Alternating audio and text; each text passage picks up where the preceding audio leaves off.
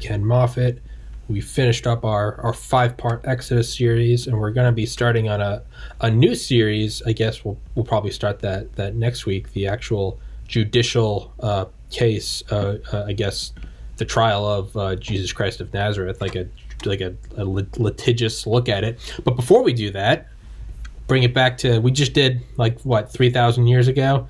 We're going to come back to the present day for one episode, and then we'll jump right back into ancient times. But explain to them, so everyone on Ken put me in touch with Bill Albracht, who I had on, it's 100 episodes ago, author of Escape from Firebase Kate, received 3 Silver Stars in Vietnam for heroic actions. It's a fantastic book, and it's a fantastic episode, if I do say so myself. And there's kind of been this whole back and forth thing that I can't do any justice to. So Mr. Moffett here, in addition to being a scholar of biblical activities, you are, but you're also involved with this. So give everyone, don't take a shortcut. Tell everyone what's going on, what the whole thing is, because I'm not going to do it justice. Okay, thank you, Tommy. Yes, sir. This whole case started, if you will, the genesis is 1969, October 31 through November 2nd, 1969, in the Republic of Vietnam. Captain Albracht at the time was the youngest Special Forces captain in Vietnam, perhaps youngest captain in Vietnam to command troops. He was sent to a fire base called Firebase Kate. And there were 3 fire bases, Kate, Annie, and Susan. They were named after the battery commander. Those were his 3 daughters. Well, Firebase Kate happened to be sort of in a, not quite a valley, but there were hills on all sides of it. And the NVA, the North Vietnamese Army, had taken up positions on these hills, and they were firing down on Firebase Kate. The captain that was told to establish these fire bases told the battery commander, "Sir, this is probably not a good idea because of that reason."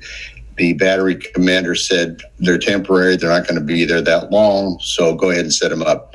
Set them up. Next thing you know, the NVA are crossing the border from Cambodia, the neutral country of Cambodia, wink, wink. And they set up these artillery positions, rocket positions, everything. Kate eventually was surrounded by an estimated 5,000 to 6,000 North Vietnamese soldiers. And when I say surrounded, I mean 100% surrounded. It began a 5-day siege. Captain Albracht was sent in to be the commanding officer of the security forces, which were the mountain yards. Now, in Vietnam, the mountain yards were the indigenous people of the Central Highlands. They were, if you will, our Native Americans, Indians. They were, for all intents and purposes, Stone Age. Loincloths, crossbows, and so on and so forth. Well, they were trained by Special Forces, Green Berets, and the CIA to do covert missions against the North Vietnamese along the Ho Chi Minh Trail coming down from North Vietnam, cutting through Laos, Cambodia, and then infiltrating into South Vietnam. Well, there was a push on, and we didn't know it at the time, but the ultimate goal of the North Vietnamese was to get rid of these 3 fire bases, Kate, Annie, and Susan, then attack the Special Forces camp at Bu Prang, which was the camp that Captain Albracht was assigned to, and then drive north to the provincial capital of Ban Mi Thuot, capture Ban Mi Thuot, cut South Vietnam in half.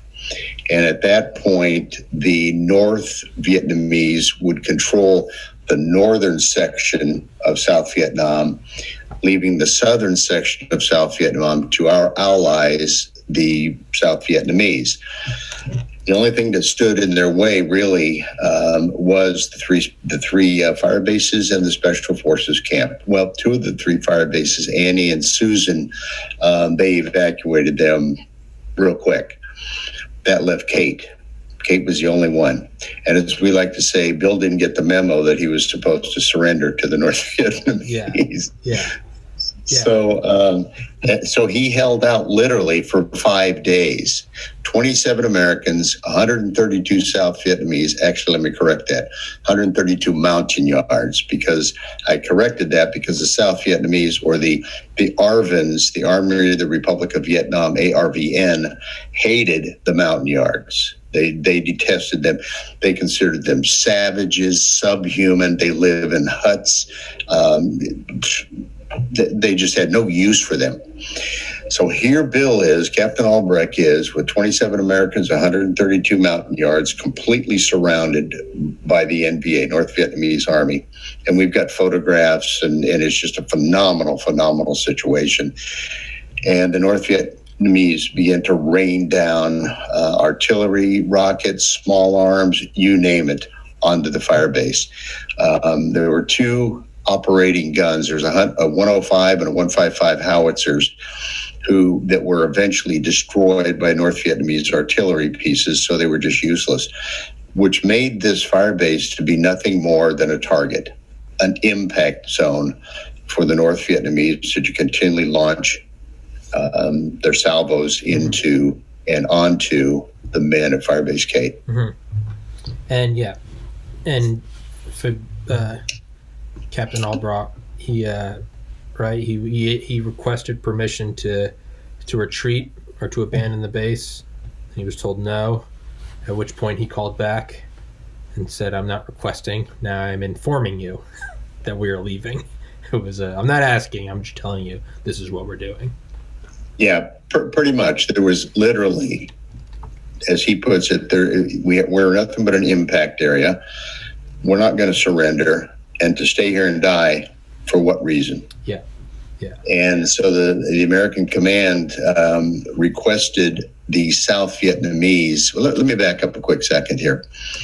During all of this, you got to remember that there were these 27 Americans. There was only one other infantryman, and that was Sergeant Dan Pirelli.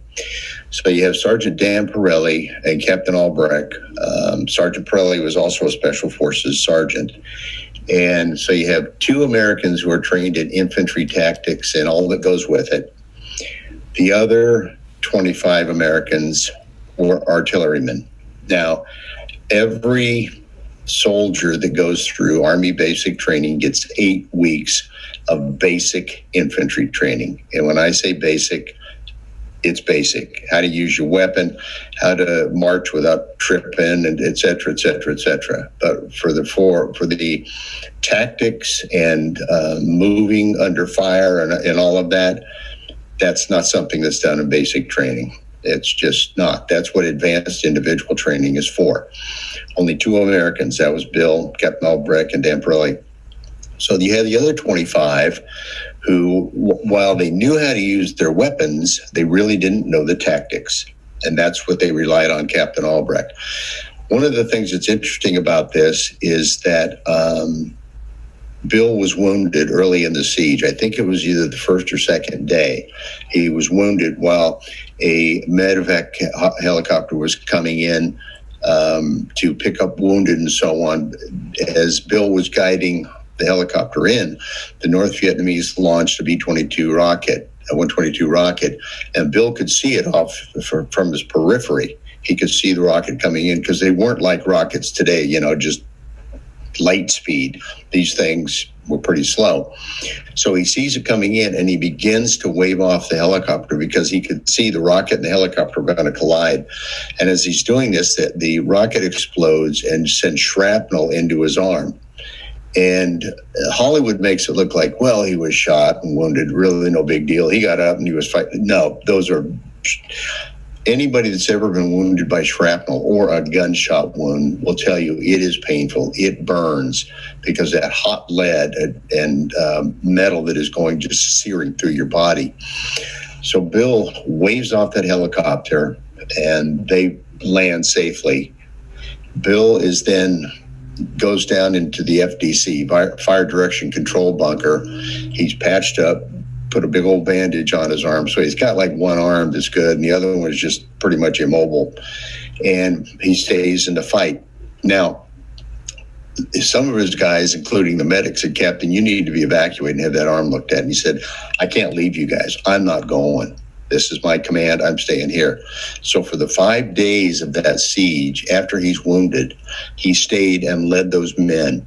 And when you look at the witness statements and when you look at the documentary that was done, Paul Kakert did a phenomenal job doing a documentary, and that's what you alluded to, Escape from Firebase Kate, on drawing out from these witnesses, these soldiers that survived Firebase Kate, exactly what it was like. And to a man that he interviewed that was on the ground, not the helicopter pilots, they all give Captain Albracht credit for saving their lives. And when I got digging into the case, when I went to work for Congressman Schilling, this case came across my desk and I began digging into it. I was told that he was the only American who did not receive an award of any type for Firebase Kate. Every other American received something, up to and including Bronze Star with V for Valor. And so what comes to it is that they think it should, or it should be upgraded to a Medal of Honor, correct? That's the end goal. That's what people think should be the case, correct? That is correct. The initial recommendation from Congressman Schilling's office, when I got all the paperwork, I actually contacted several of the congressional offices. This was our first term in office, and so we had never seen anything like this before.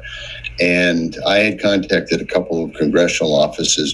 One of the congressional offices was that of Congressman Bob Filner from the San Diego Chula Vista area in California. And one of the individuals that served at Firebase Kate, Ken Hopkins, lived in Chula Vista. I think he still does live in Chula Vista, California. And as I was talking to him about this, he said, "Hey, can you do me a favor? Can you contact Congressman Filner's office? I have an issue that I'd like to talk about, veterans and so on." I said, "Sure." So I contacted his office and his veterans caseworker, and I just started chatting. Turns out he was a Vietnam veteran, so I was giving him just sort of the thumbnail of this. And he said, "Wow, that is just an incredible story." And I said, Congressman Schilling wants to recommend him for an award that he never received in Vietnam. What do you think? He goes, "That's Medal of Honor stuff." And I would kind of step back and I said, "Are you sure?" And he goes, "I actually worked on a Medal of Honor case. That's exactly what the Medal of Honor did." He risked his life to save 27 Americans. He was wounded, refused to be evacuated. He repeatedly exposed himself to enemy fire, calling in airships and gunships and so on and so forth. One of the interesting things, and I'll get back to that, but this is one of those things that pops into your mind as you're telling these stories. Captain Albracht, because the terrain was so thick, triple canopy jungle completely surrounded, which enabled the North Vietnamese to hide very well. And it was difficult for the helicopter gunships and the Air Force gunships and the what they call slow movers to really pinpoint where they wanted to drop their bombs, napalm, and so on. So Captain Albracht took his M16, loaded the magazines full of tracer rounds. He would see where the North Vietnamese were, and he would begin firing tracer rounds into the positions, which enabled the helicopters and the Air Force gunships to then pinpoint and take care of the North Vietnamese. Yeah. But in doing so, he exposed himself. The North Vietnamese caught on, and they began to rain you-know-what down on him as a result of this. But he did it several times over the course of this 5 days because it was the only way that they could really pinpoint where the enemy soldiers were. And so he repeatedly exposed himself. There's another situation where the medevac chopper was coming in to pick up some wounded, and there was an overhead canopy that had been blown up, and so there was really no cover for these guys. And as a result of this, the NVA started shooting rockets, and Bill actually laid across wounded soldiers to protect them from the rocket. When they explode, they send out the shrapnel, and he did this to protect these guys. get them on the chopper, get them out of here, and so on and so forth. So there's incident after incident after incident. He was just like a one-man Rambo, only in real life. Yeah. And the blood was real. I was going to say, I remember from his book, he loaded tracer rounds in, and he'd and they'd be able to see from the air where they were going. But it's also a lot like the Germans using the MG-42s on D-Days, shooting Americans. Yes. Mm-hmm. When they would run out of ammo, they'd start using their anti-aircraft ammo, which was tracers. But that meant the destroyers, the U.S. destroyers, could see where these bursts were coming from, and so they were signing. So within the German command, it was seen as an honorable thing because they're going to continue to slaughter our guys, the Americans, knowing full well that the destroyers are going to see where the bursts are coming from. And then in which case you had 30 seconds before a shell the size of a car hit your placement. But yeah, it's that. I thought that was interesting. Well, the fighting got so bad that the American command could not send any more helicopters in. Mm-hmm. They did the helicopter assaults and so on and so forth. And one of the real tragedies of this was a helicopter that was shot down. He was the chief warrant officer, I believe it was, CW1, I think it was, still in black, and Blackie to his friends. And he was on an approach to engage the North Vietnamese, and they, with an artillery round, as you said, hit the tail boom of his chopper. And the last thing he was heard saying was to one of his other pilots, the pilot said, Blackie, you've been hit, your tail boom's gone, or whatever. And the fire started, and I think the last thing that he said was, do you see a clearing where I can put down? And then they just nosedived into the jungle, and all on board were killed. But this is one of those tragic things that the unintended consequences of soldiers dying. Nolan Black and his wife, Carol, had been married a year or so before he deployed. They couldn't have children, so they adopted a young girl. And as a result of that, he was only able to be with this little girl that they had adopted about 3 months. Then he was deployed and killed. So he never grew. He never got to know his daughter. She never got to know her dad. And that's what makes this such a horrific situation. There were 60,000 or so Americans that were killed, and they all had family members. But when you look at it that personal, and Captain Albracht, and I think Nelson Kuhn from Moriarty, New Mexico, he always tells me that, actually were on the perimeter when the helicopter went down, and Bill said he could just watch it dive right into the jungle. One of the other tragic stories was, and this is one of those things that, and I have discussed this with command officers numerous times, and they just shake their head and say, I cannot believe that this guy did this. He was lieutenant colonel. I have no point in using his name. He's been dead many years. He sent a first lieutenant, Ron Ross, to Firebase Cape. Lieutenant Ross was 3 days short of going on R&R to Hawaii to meet his wife that he hadn't seen in months and months and months, and his newborn baby that was just born. And the artillery pieces at Kate had been totally destroyed. There was no point in sending anybody else there. And this was pointed out to the lieutenant colonel, the battery commander, and he said, I don't care, Lieutenant, you're going to Firebase Cape. Well, the battery commander did not like him, did not like Lieutenant Ross. He considered him an embarrassment to the officer corps, et cetera, et cetera, et cetera. And the die has been cast. He's on the next chopper to Cape. He arrives and spends one night, and he's killed the next day. He never gets to reunite with his wife. He never sees his baby son, who lives not too far from us here in Stout, Iowa. He was able to, I set up a meeting when I worked for Congressman Schilling, set up a meeting with John Ross, the lieutenant's son, and Captain Albracht. And it was, at first, John, he told me, he said, didn't know my dad. His family never spoke of the death. Never spoke of the death.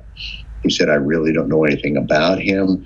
And it wasn't until John's wife, Deanne Ross, got involved. And she said, I'd like to know about my father-in-law.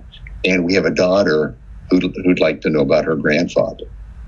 And John said, as most smart guys do, they listen to their wives. And he said, okay, fine. I'll see this, Captain Albracht. So we set up a meeting here in Moline, Illinois, and it was evident from the moment John and because Lieutenant Ross actually died in Bill's arms. Bill was administering first aid to him when he died. And so John came in and Bill started telling him about his dad. John starts welling up with tears. And it was at that point that you realized that he really did want to know about his dad. Mm-hmm. It's one of those things. I remember watching it. It was being filmed and everything. The news media was there. And there wasn't a dry eye in the house. It was just one of those things, Jeez, yeah, and that seems to be a thing that there are stories from Vietnam where it's, you get sent there to die. There are guys that are like, I'm going to send you here, and you're not going to come home, and that's pretty evil. Cannon fodder. Yeah.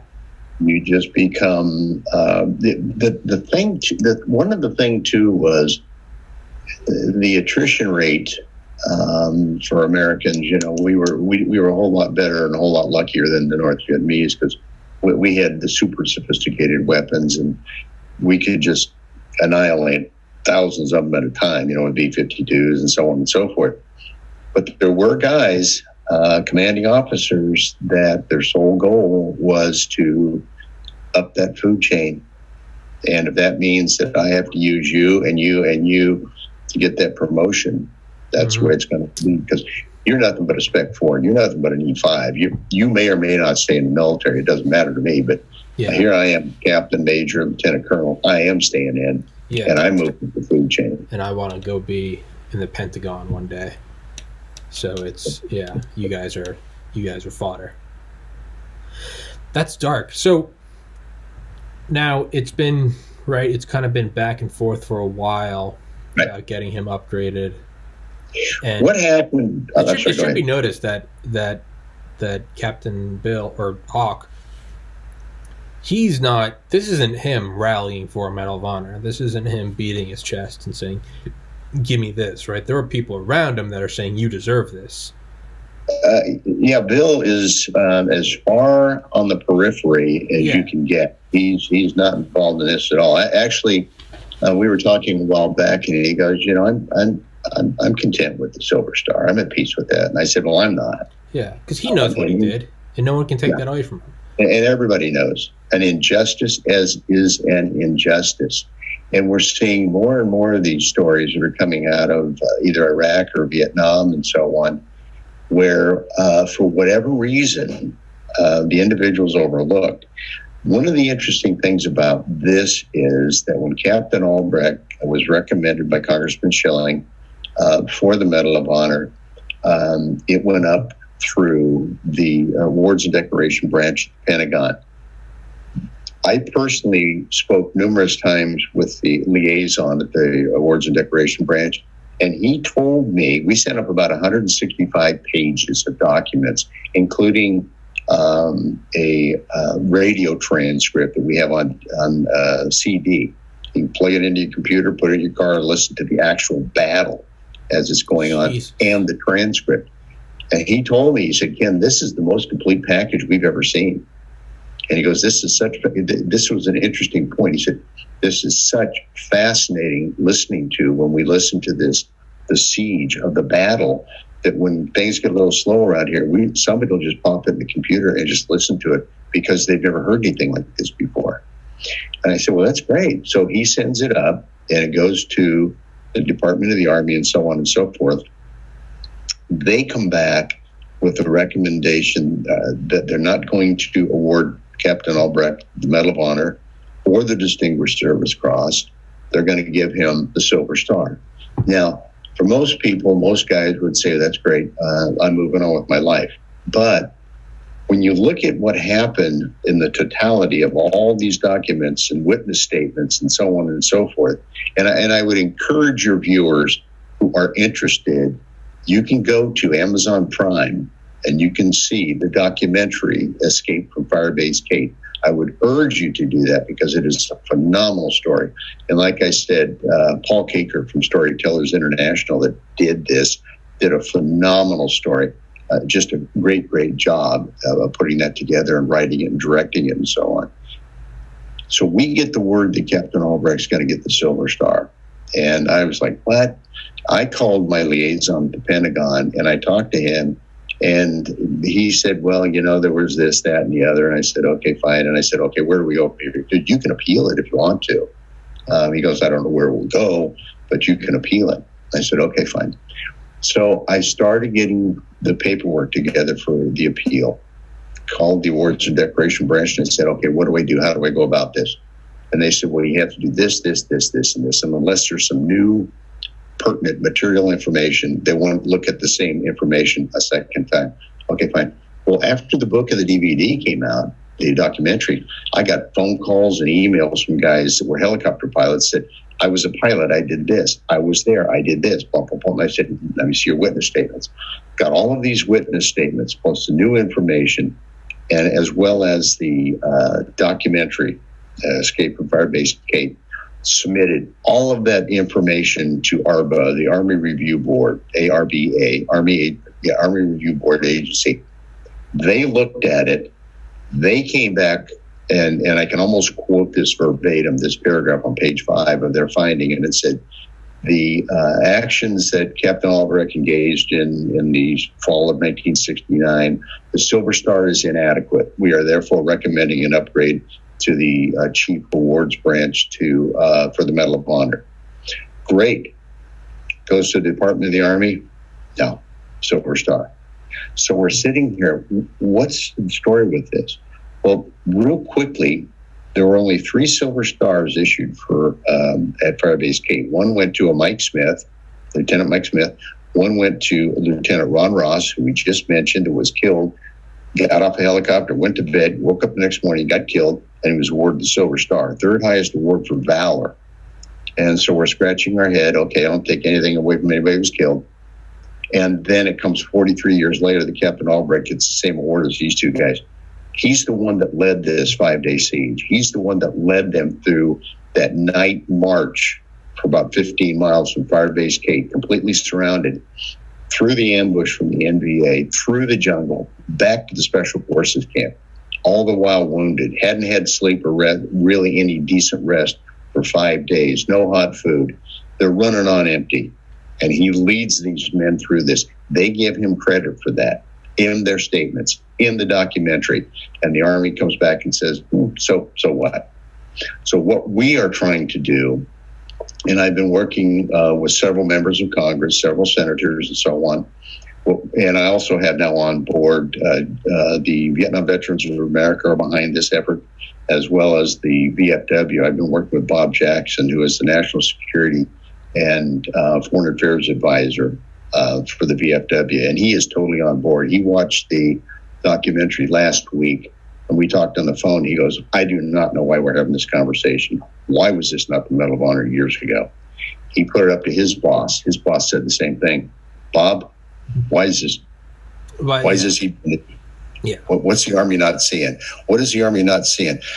Here's an interesting thing, and I'm just throwing this out because I have been told this by some senior military people that Vietnamization was when President Nixon ran for office in 1968. He said, I have a plan to get us out of Vietnam. And of course, all politicians, nobody is specific. Okay, well, he's got a plan. These guys don't, so let's elect him. Well, as a result of that, the Secretary of Defense, Melvin Laird, came up with Vietnamization, which essentially is turning the war over to the South Vietnamese, Vietnamizing the war. And as a result of that, that's where the South Vietnamese were supposed to step up to the plate and start doing a lot of the heavy lifting. We would kind of back off a little bit. We still had advisors and, so on and so forth. So the American 4th Division at Pleiku was told, you will not go rescue Captain Albracht and these 27 Americans. The South Vietnamese are going to do that. The ARVNs are going to do that. And as a result of this, the ARVN I think it was 24th Division said, no, we're not. We're not going to risk any of our guys for 27 Americans, let alone a bunch of mountain yards that we detest. Yeah. So here you have the 4th Division, American Infantry, and the South Vietnamese ARVNs. Who's going to blink? Yeah. Nobody's blinking. So Bill says, okay, it's on me. Yeah. And that's at that point when that's when you alluded to, he requested to abandon the firebase. We weren't retreating. Army never retreats. We have strategic withdrawals, but we don't retreat. Yeah. So they say, no, you got to stay there. And he, as you said, it's funny because he looks at Bob Johnson, in the Fire Direction Control Center, and he says, Bob, give me a piece of paper. Coded it. We're leaving. Yeah. And they arranged the gun support, which never came. The spooky gunships never came because of mechanical issues. Bill took these 27 Americans and 132 mountain yards from Firebase Cape down what is called the Gap. And if you watch the documentary, you'll see it, through Ambush Hill, where the North Vietnamese had set up an ambush. And as soon as they got to Ambush Hill, the machine guns opened up. Fortunately, they made the wrong turn on Ambush Hill, and the rounds were going over their head. Yeah, the 51 caliber. Yeah. Scattered into the jungle. Bill and Danny Pirelli, Sergeant Pirelli, regrouped these guys and said, let's go. We're going this direction. So they're going and going and going and going and going. And the North Vietnamese are literally beating the bush for these guys. They're not going to let any Americans escape. No prisoners. Everybody's going to die. They get to a clearing, and Bill describes it about the size of a football field, waist-high grass, moonlit night. I mean, the perfect kill zone. And he radios across to where he thinks the Mike Force, which had been sent to rescue him, the Mobile Strike Force. And he says, hey, can you send one of your guys across here to meet us? And the commander of the Mike Force says, how about you send one of your guys? Because we don't know who you are. Call signs get compromised. Yeah. So Bill says, okay, you guys wait here. I'm going across this clearing. One of the guys said, Captain Albracht, I'll go, because if you get killed, we're all dead. He said, I'm going. So he crosses that clearing once, meets up with the Mike Force, crosses that clearing a second time, gets his guys, crosses that clearing a third time. And as he says, I wouldn't send anybody to do anything that I wouldn't already do, or I hadn't already done, or wouldn't do. They link up with that Mike Force. They make it back to the Special Forces camp at Bù Prang. And they only lost one guy, and we're really not sure if he was lost in the jungle, in the confusion, or some say that he left something back at Kate, because as Bill and the Americans in the mountain yards were leaving Kate, I mean, it was at a full gallop. They could hear the North Vietnamese coming up the other slope. And so we really don't know if Mike Norton was his name, if he was killed going back to get something, or if he was lost in the jungle. Either way, he was listed as missing in action. Eventually, he was KIA, killed in action. That was the final outcome of that. But it was just one of those things that the more you look at it, the more you get into it, the more you realize, how did he get anybody out of there alive, let alone himself? Yeah, it almost starts to get comical. Like, how did he survive? Mm-hmm. Like the whole thing starts to seem a little bit too much like a movie. You're like, this isn't realistic. They would have been killed, but because of that, it starts to get a little odd that he hasn't got the Medal of Honor. Is there an ulterior motive to why he wouldn't have got it? Is there someone up there that just has it out for Captain Albracht? Is there? Yeah, that's an interesting question. I called the lieutenant colonel. I cannot remember his name. It was about 2012, 2013, 14, something like that. After we received the award, the word that he was going to get the Silver Star in 2012. And I called the Awards and Decoration branch, and I spoke with the chief. It was Lieutenant Colonel, cannot remember his name. And we were talking about this, and he said, well, let me see what I can figure out here. So we spoke a couple days later, and he goes, well, I can't tell you because it's against regulations how the board members voted. But I can tell you this. One of them made the comment, and he's reading it off his computer screen, the Captain Albracht is Special Forces. That's what we expect of him. Okay, he's a Green Beret, so that's what we expect of these guys. In addition to walking across water, they catch lightning bolts and they do all this stuff. That's what we expect of these guys. So why should we give him anything other than what he's already got? I have a witness statement from the former commanding general of the First Army. His name's Mike Tucker, Lieutenant General, 3-star general. And in his witness statement supporting the upgrade, General Tucker states that he has served on Medal of Honor review boards. Not only does he support the upgrade to the Medal of Honor, but he says this is a classic case of why this man should have the Medal of Honor. So it's not just me. It's not just Bob Johnson from the VFW or the Vietnam Veterans of America or hundreds of other Vietnam veterans and actually some Iraqi and Afghanistan veterans who are on board with this. It's people that are in the know. Now, like I said, the 4th Division was in position to help, but they were told to stand down. Could the Army be embarrassed by that? We don't really know. Senator Joni Ernst from Iowa, one of Bill's 2 senators, sent a letter to the Pentagon, to the Department of the Army back in 2015, I believe it was, requesting to know why the second upgrade was not upgraded. How come they did not upgrade, even though ARBA, the review board, the Army's own review board, recommended the upgrade? The Army still said, no, we're not doing that. It's been 16 months, coming on 16 months, and they have yet to respond to the letter. I've got a copy of the letter in my files, and it's just laying out, boom, boom, boom. They just blew it off. So the question is, why? What's going on here?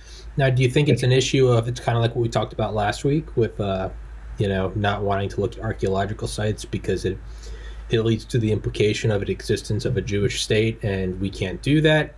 And what we kind of alluded to for everyone that's listening right now, and it's like, what the hell are you talking about? We talked about, the reason why, let's just say, for example, let's say the pyramids are much older than they actually are. It might not be a conspiracy as to why historians don't want to address it so much as it's just a simple human ego thing. I've been teaching this my whole life. I don't want to now say, actually, you know what? They aren't, I'm wrong. Could it just be, we are the infallible committee that decides who gets the Medal of Honor, and we can't just 40 years later say we're wrong? Does that then open the door to a million other cases? Do they start diluting the importance of the Medal of Honor? Is it a whole rabbit hole of maybe it's not a sexy conspiracy, maybe it's just human ego, human stubbornness, ignorance, arrogance? One of the things that has been pointed out by people that are higher up in the food chain than I am is that, let me back up real quick. In the paragraph 5 on that 5 pages, or that long document that the review board sent, on page 5 of the paragraph, in addition to saying that Captain Albracht's Silver Star is inadequate, it should be upgraded, the last sentence is that the review board should be reconvened, and the individuals that looked at this the first time are not to look at it the second time. Meaning that we recognize they made a mistake, and we're not going to give them the opportunity to cover for their mistake by denying him this award a second time. Now, does that mean that the Army we know that they didn't follow it because they didn't grant him the upgrade. Does that mean that they said, okay, you guys, you looked at it the first time, you want to take another crack at this? 30 seconds later, no, he's not getting anything, because we don't want to admit that we were wrong. You're 100% correct. I've been teaching it this way for all these years, so the new evidence cannot possibly be right. Yeah. We're not going to say that we were wrong, and the Army is loath to admit their mistakes. It's human nature. I want to move up the food chain. Yeah. I want my OER, my officer's evaluation report, does not want to reflect that I screwed this up. That I didn't give someone a Medal of Honor for heroic actions.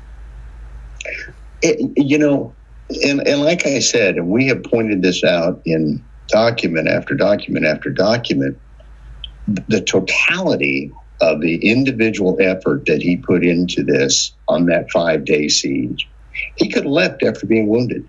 He could have gone back to the Special Forces camp. He could have gone back to an aid station. He could have abandoned all of them. Absolutely. He could have just said, you guys are on your own. I'm out of here. This is too hot. He could have used the Monyards cannon fodder.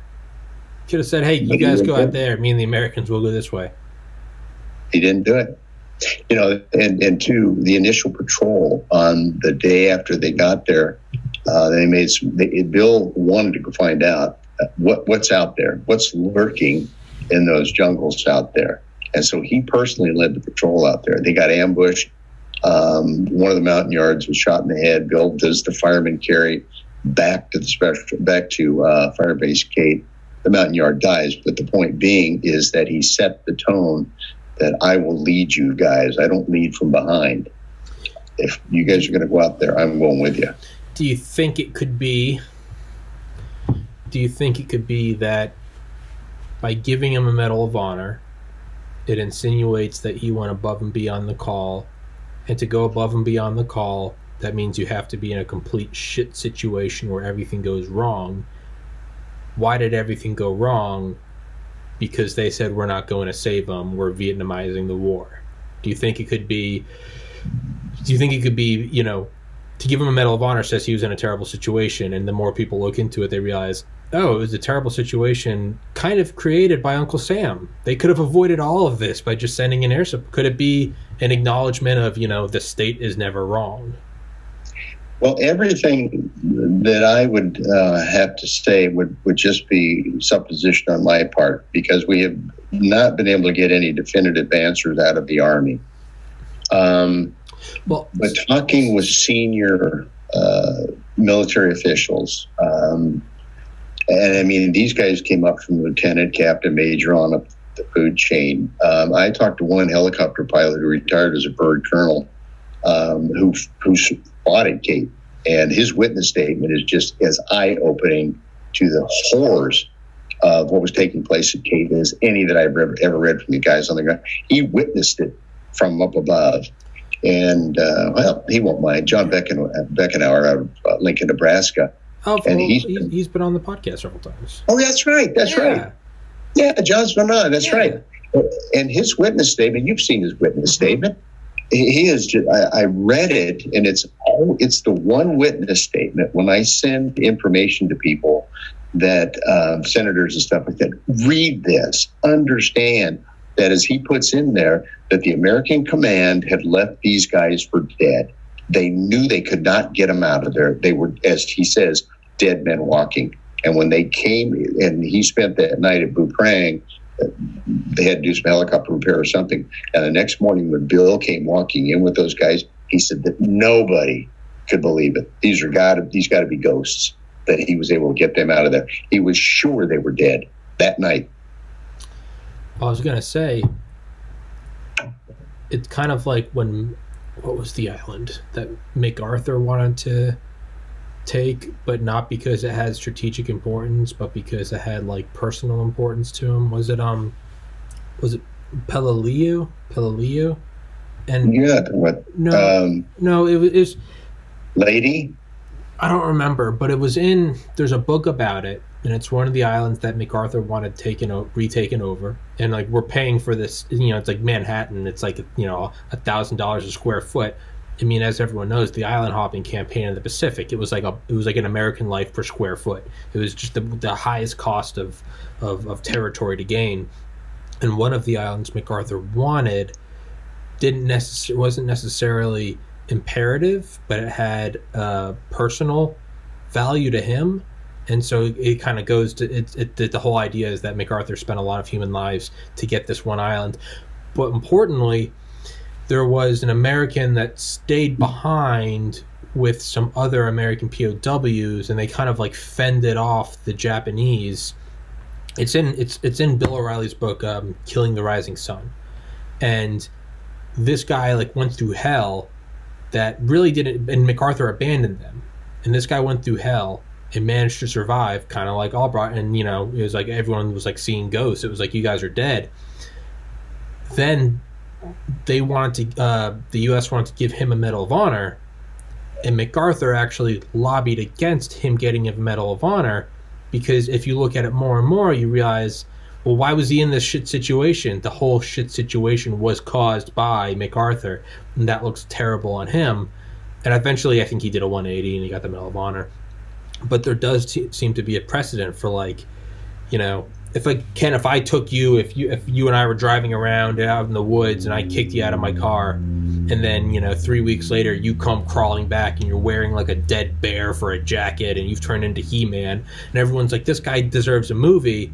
But if I'm the director, I'm going, no, that doesn't need to be a movie, because it's going to eventually come back to me of, oh wait, this whole situation didn't even have to happen. Yeah. But there is precedent for that, and there's precedent with General Douglas MacArthur, who's, I mean, a fantastic effing American. I don't know why I just believed myself. He's a fantastic fucking American. But, I mean, everyone does have flaws, and no one's immune to criticism. And that is a documented case of him actually lobbying against this guy getting the Medal of Honor. You once again, it's supposition. It's all hypothetical. It's plausible. But as it stands, what we're doing right now is we are rallying members of Congress as best we can, both senators from Iowa, as well as Bill's local representative. We are in the process of working with contacting Senator Tammy Duckworth, who is the chairman of the Senate Armed Services Committee. Bill's originally from Illinois, so we're hoping, and she's met Bill. They've done speaking engagements at veterans benefits and so on. So we're hoping that she'll get on board with this. And when we do this next interview with Bob Jackson, what we're hoping to do is to lay out in more detail the steps that we're taking to get this upgrade. And we're going to actually call on your listeners and everybody else that we know to send as many emails, Facebook, to make the public in America aware of this, that here you have a legitimate hero, a legitimate, not one of these manufactured knuckleheads that, you know, the media loves to talk about, you know, blah, everybody's a hero because we don't want to hurt anybody's feelings. Well, when you look at the documentary, once again, Escape from Firebase Cape, and you hear the stories of these guys that are alive today, that went on to have careers, children's, families, grandchildren, et cetera, because Bill got them out of there alive, then you have to step back and say, what is the Army seeing or not seeing? What are we seeing or not seeing that the Army continues to deny this? Is it like you said, we don't want to open up the can of worms? Well, there's been a book written about it. There's been a television documentary. I think the worms are out of the can. So let's do the right thing and correct this injustice and award Captain Albracht the Medal of Honor. Yeah, I don't think it's necessarily letting the worms out of the can so much as it's if they give him the Medal of Honor, it's like they're officially recognizing that he was in a terrible situation, and you only got to pull on that thread for a little bit before you realize, oh wait, the U.S., we could have sent in help, but we were like, no, war's over, we're not doing this anymore. No man left behind, you know, except for right now, read the fine print. They don't want to give a Medal of Honor that was earned in a situation that was created because of the U.S. leaving one of their guys behind. I think that just might be them. Or, you know, the interesting thing about that was that when Captain Reg Brockwell, was in charge of establishing these, and he told the battery commander, he goes, this is not a good idea. Let's don't do this. Well, Captain, I have a bird on my shoulder here, and you've only got 2 bars. Guess who's going to rule here? Yeah. Okay, sir. They established the fire bases. This is the consequences of it. And yeah, you could be as right as I could be. It's supposition, but I think it's one of those things that the Army just, we just shouldn't let this go. Yeah. Or is it it's kind of like Occam's razor. The simplest explanation is the most likely. There's another theorem that says like don't attribute to malice what can be equally attributed to incompetence. It might not be a whole we don't want to give them. Could this just be a case study of bureaucratic red tape? Possible. I mean, that might be. It might not be a sexy conspiracy. It might just be, you keep kicking it to someone else's desk, and finally, after 43 years, it hits Ken Moffett, and Ken's like, buck stops here, and you're making him get the Medal of Honor. Did you see the film Last Full Measure? No. It's worth seeing. It's a true story of an Air Force pararescuer, Pitzenberger, I believe it is, directed by Todd Robinson. And it's very similar to this in that he is killed. He was a medic type pararescuer for the Air Force in Vietnam, 65, 66, I believe it was. And he was recommended for the Medal of Honor. And it just, kicked down the road until finally, according to the film, and, there's some director's liberty taken there, but it was given to a guy who read the file, and he's like, why are we doing this? I mean, he becomes a believer in this, and as a result of his tenacious bulldoggity, if there is such a word, if there's not, I just created one, he wouldn't let go. And as a result of that, Pitzenberger he was killed during this battle. He was eventually awarded the Medal of Honor. And it's much like this. The bureaucracy gets in the way, and the bureaucracy is kind of like the tentacles of an octopus. They can just squeeze and squeeze and squeeze until there's nothing left. Yeah. That's exactly correct. Yeah. And, you can't say that all these years that they just keep blowing it off. We don't want to hear about this guy. We don't want to hear about this. Would you guys please go away? And you're not going away. No. So let's wrap this one up, Mr. Moffett. We will resume with our regularly scheduled programming next Sunday. And, I have the notes right here. Let's do it. And let's text me after this, and we can set up that phone call. Okay. Yeah, Bob is. We're both eager to do this because we think that if we can get this out to hundreds, maybe literally thousands of people out into your vast listening audience, that and then they just the ripple effect. Yeah. And we're going to urge them to contact their member of Congress as well as both their senators. And I would urge them once again to go see that documentary. If you have Amazon, Escape from Firebase Kate, it is well worth the watching, and then you'll be a true believer in this as well. Oh yeah, the audiobook is very good as well, which is what I listen to. But yeah, awesome. Thank you very much, Ken. Let's wrap this one up. I'll text you. We'll set up all that stuff, and we'll get back to it next Sunday. And let's get Captain Albracht his well-deserved Medal of Honor. Excellent. Maybe if we just make a big enough fuss, they'll have to. Well, that's the squeaky wheel gets the grease. Well, then let's be squeaky. Damn it. We'll get a megaphone. We'll use my megaphone to amplify our squeakiness. There you go. All right, Ken. I'll see you, my friend. Take care. All right. God bless. Bye. Bye-bye.